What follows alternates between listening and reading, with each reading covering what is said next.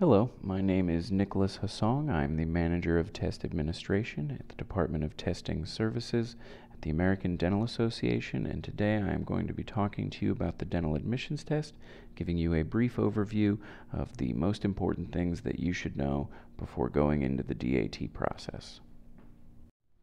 First, a brief history of the dental admissions test. It started being administered in the mid-1940s because at that time approximately 25% of all students admitted to dental school did not graduate, and the dental schools wanted a test that could be administered before admissions to try to determine whether or not a student would be able to handle dental school. And in the time since, there have been numerous validity studies that show there is a correlation between performance on the dental admissions test and performance in dental school. The first stop for anyone interested in taking the dental admissions test is to register for their DENTPIN, which can be done on ada.org/DENTPIN. DENTPIN is short for Dental Personal Identification Number. It is an 8-digit personal identifier that we use so that we don't have to collect more personal information such as a social security number. You will use it throughout your dental career. It will follow you through the national boards as well as once you are practicing. If you are moving and need us to send your scores to any states or specialty programs, you will use your DENTPIN to request that. Again, you can register on ada.org/DENTPIN. It is important to note that the name on your DENTPIN must match the name that you are going to present on your IDs when you show up to take the test. Otherwise, you could be turned away from testing and the testing fee that you paid will be forfeit. You would need to submit a new application and fee. Through the DENTPIN, you can also access My Account that shows any applications you have submitted, any score requests you have submitted, or tests you have taken. Unfortunately, right now, there is no way for us to give scores through the My Account feature or any other electronic means, but this is what it can show right now. Once you have registered for your DENTPIN, the next and probably most important step of the lead up to taking the dental admissions test is to read through the DAT guide. The guide is a downloadable PDF that contains a total walkthrough of the entire DAT process, much as I am giving you here today, but much more in depth. Most importantly, it includes all of the testing rules and regulations. When you submit the application to take the DAT, you will click a box that says you have read and understood all the rules and agree to abide by them. Please do read through them to avoid any misunderstandings or slip-ups further down the road. Here is a look at the homepage for the DAT, www.ada.org/DAT. It contains the guide as well as the application and the score requests. Essentially, any information you would need to know about the DAT is housed here. The DAT guide contains a complete breakdown of the test specifications, that is all of the subjects which will be covered on the test and how many questions there will be in each subject. I suggest that you use this as the basis for your study plan. There are technically no required courses as prerequisites for eligibility to take the dental admissions test, but I would strongly recommend making sure that you are comfortable testing in every subject that will appear on the test. The DAT website and the test specifications section of the guide will also be the place you would want to check if you have any questions about whether or not there have been any changes to test content. A common question that we get is how to best prepare for the dental admissions test. Unfortunately, I cannot give you any hints or tricks. There is no silver bullet to getting a good score. All I can suggest is that you study. Again, using the test specifications to figure out which areas you need to concentrate in, which areas you may be weaker in, and then going over the course texts in which you learned those subjects. We do offer a web-based practice test as well as a paper practice test that we will mail. Be aware that those are the same tests. So if you pay for the web-based practice test and then pay for the paper practice test expecting a different version of the DAT, you will be disappointed.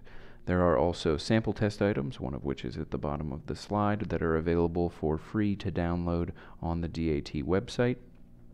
I would also note that the American Dental Association does not endorse any study guides or DAT review courses. This is not to say that they will not be helpful, merely that they did not get any of the information that they give directly from us, so we cannot guarantee whether it is true or helpful, so we do not endorse them directly. Once you have registered for your DENTPIN and read through the DAT guide, you can submit your application for the test on ada.org/DAT. A common issue that we get when people are going through the application is you will come to a page where it allows you to select which schools you would like us to send your scores to after you have taken the test. At the time you submit the application, you may select as many of them as you want. They are included in the application fee. Any requested after the submission of the application costs $34 a piece. So we do recommend that you select every school, whether you intend to apply there or not, when you submit the application. There really is no drawback to doing this. Commonly we hear from people that they want to see their scores before deciding whether or not they're going to send them to schools. That there really isn't much of a reason to do that. Let's say you took the test and did not like your scores and intended to retake it. When you retook the test and had those scores sent, the schools would then also see the previous test scores. When we send out scores, we send up to the 4 most recent sets of scores available. So from our point of view, it makes the most sense to just select every single school. From the time you submit the application, it takes us about 1 or 2 business days to process it. And then following that, you will get an eligibility email at the email listed on your DENTPIN explaining to you how to go about scheduling. Testing accommodations are available for anyone who needs them on the dental admissions test.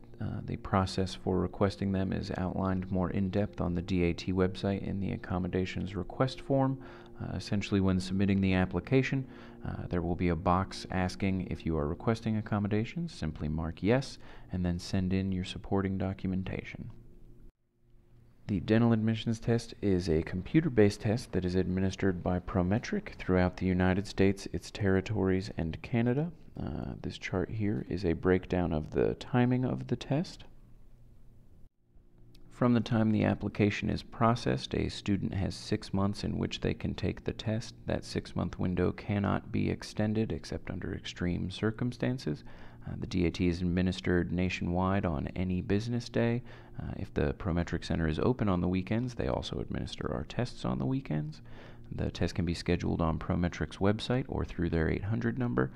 I recommend that if you have a specific test date in mind, that you schedule it 60 to 90 days in advance, just to give you a frame of reference on when you should be applying compared to when you intend on taking the test.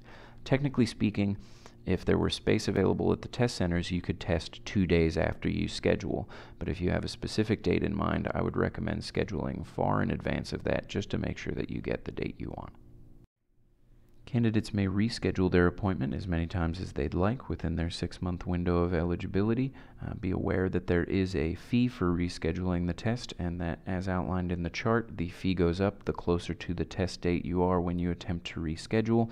We do allow rescheduling up to the business day before the test. So if you have a test on a Monday, you have to reschedule it by the Friday preceding that.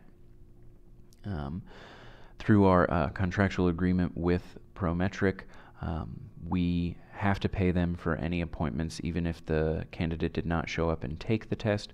So if you have an appointment scheduled and do not show up, the testing fee you paid is forfeit, and you will need to submit a new application if you wish to take the test.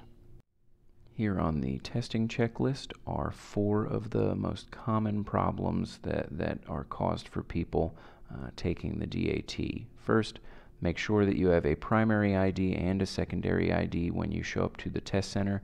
Make sure that neither one of them is expired.